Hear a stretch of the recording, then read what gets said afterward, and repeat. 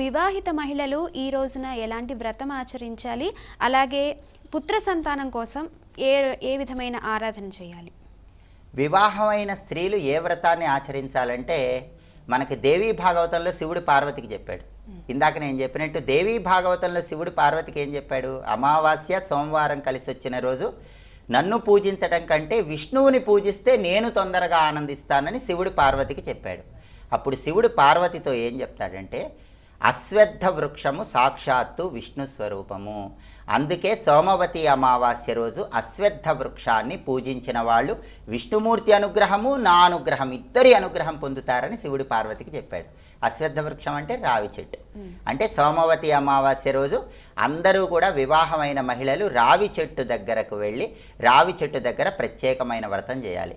దీన్నే అమా సోమవార వ్రతము అనే పేరుతో పిలుస్తారు. అమావాస్య సోమవారంతో కలిసి వచ్చిందిగా, అందుకే దీన్ని అమా సోమవార వ్రతం అంటారు. ఇలా వ్రతం చేస్తూ రావి చెట్టుకు ప్రదక్షిణలు చేయమని శివుడే పార్వతికి చెప్పాడని దేవీ భాగవతంలో ఉంది. ఎలా చేయాలి? రావి చెట్టు దగ్గరకు వెళ్ళాలి. చక్కగా స్నానం చేసి రావి చెట్టు దగ్గరకు వెళ్ళి రావి చెట్టు దగ్గర శుభ్రం చేసుకొని బియ్య పిండితో ముగ్గు వేయాలి. ఆ తర్వాత రావి చెట్టు దగ్గర పసుపు కుంకుమ అక్షింతలు పుష్పాలు ఉంచి నమస్కారం చేసుకోవాలి. ఆ తర్వాత రావి చెట్టు చుట్టూ 108 ప్రదక్షిణలు చేయాలి. యథార్థానికి 108 ప్రదక్షిణలు చేస్తేనే దీన్ని అమా సోమవార వ్రతం అంటారు.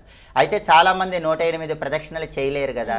చేయలేని వాళ్ళు మాత్రం దానికి ప్రత్యామ్నాయంగా వీలైనన్ని ప్రదక్షిణలు చేయండి. 21 ప్రదక్షిణలు కానీ 11 ప్రదక్షిణలు కానీ 8 ప్రదక్షిణలు కానీ చేయండి. కానీ యథార్థానికి 108 చేస్తే అద్భుత ఫలితం వస్తుంది. వివాహమైన ప్రతి స్త్రీ కూడా ఈ వ్రతం చేసుకోండి, అద్భుతమైన ఫలితాలు పొందండి. పిల్లలు కూడా బాగుంటారు, వాళ్ళు కూడా మంచి వృద్ధిలోకి వస్తారు. గురుగారు, ఈ సోమవతి అమావాస్య రోజున చేయవలసిన పనులేంటి, చేయకూడని పనులు కూడా ఏంటి?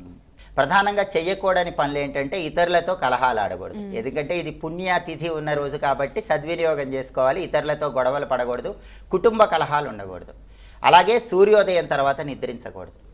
సూర్యోదయం తర్వాత నిద్రిస్తే కూడా చాలా ఇబ్బందికర పరిస్థితులు ఎదురవుతాయి. గృహాన్ని పరిశుభ్రంగా ఉంచుకోవాలి.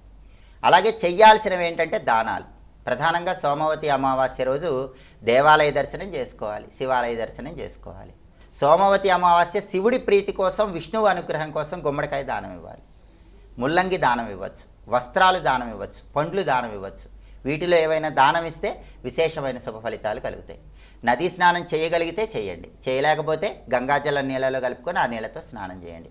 కానీ ఖచ్చితంగా ఉదయం 8:24 లోపు మాత్రం ఈశ్వరుడికి అభిషేకమైనా చేసుకోండి. అభిషేకం చేయటం కుదరకపోయినా ఎవరైనా ఓం నమో భగవతే రుద్రాయ ఈ మంత్రాన్ని వీలైనన్ని సార్లు చదువుకోండి. మాకు ఐశ్వర్యం కావాలి, ఖర్చులు తగ్గాలి, ఆదాయ మార్గాలు పెరగాలనుకున్న వాళ్ళు మాత్రం ఉదయం 8:24 లోపు ఇంట్లో దీపం పెట్టుకొని శ్రీ శివాయ మహాదేవాయ ఐశ్వర్యేశ్వరాయ నమః అనే మంత్రం చదువుకోండి. పరమేశ్వరుడిని ఐశ్వర్యేశ్వరుడు అంటారు. ఆయన కనక వర్షం కురిపింపజేసే మంత్రం ఇది. ఐశ్వర్యేశ్వర శివమంత్రం అంటారు. శ్రీ శివాయ మహాదేవాయ ఐశ్వర్యేశ్వరాయ నమః ఈ మంత్రం చదువుకుంటూ శివుడికి అభిషేకం కానీ పూజ కానీ చేసుకోండి. దగ్గరలో ఉన్న శివాలయానికి వెళ్ళి చండీ ప్రదక్షిణం చేయండి. కుదరకపోతే మామూలు ప్రదక్షిణలైనా చేయండి. శివాలయ ప్రాంగణంలో నిమ్మ దీపాలు వెలిగించుకోండి. శివానుగ్రహము, విష్ణుమూర్తి అనుగ్రహము, అమ్మవారి అనుగ్రహం, ముగ్గురి అనుగ్రహం ఏకకాలంలో పొందటానికి అద్భుతంగా ఉపయోగపడే రోజు.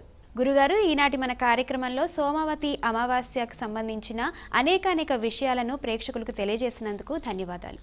సర్వే జనాః సుఖినో భవంతు.